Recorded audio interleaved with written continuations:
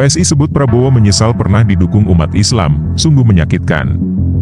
Oleh Ahmad Hosinuddin, sastrawan politik. Wakil Ketua Dewan Pembina Partai Solidaritas Indonesia, PSI, Grace Natali Luisa, menyebut Prabowo Subianto menyesal pernah dekat dan didukung umat Islam pada Pilpres 2019 lalu.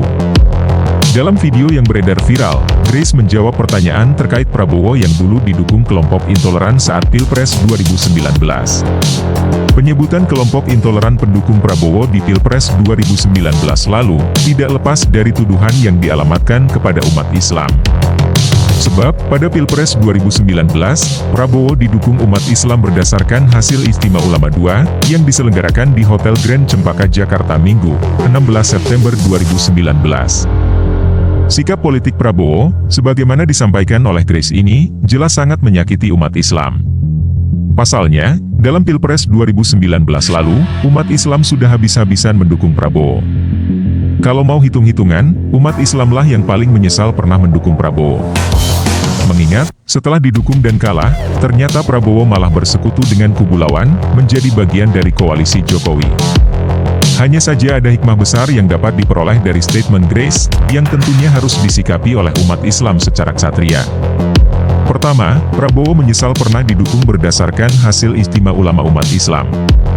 Karena itu, pada Pilpres 2024 ini selain balik menyampaikan penyesalan pernah mendukung Prabowo, umat Islam sekali-kali tidak akan pernah mendukung Prabowo lagi.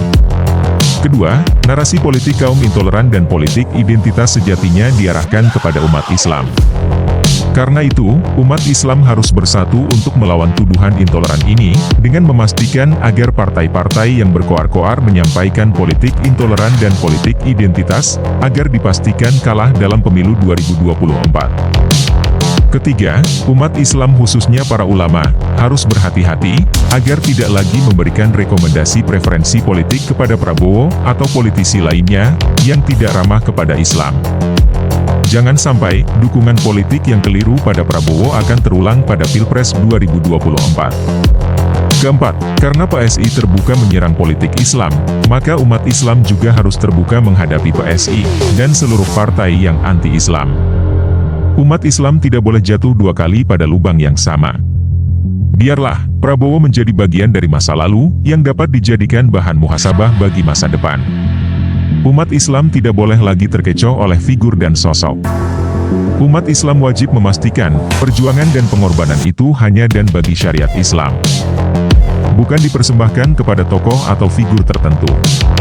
Umat Islam harus meniti jalan perubahan sendiri, tidak mengikuti rel politik yang telah disediakan parpol dan politisi culas.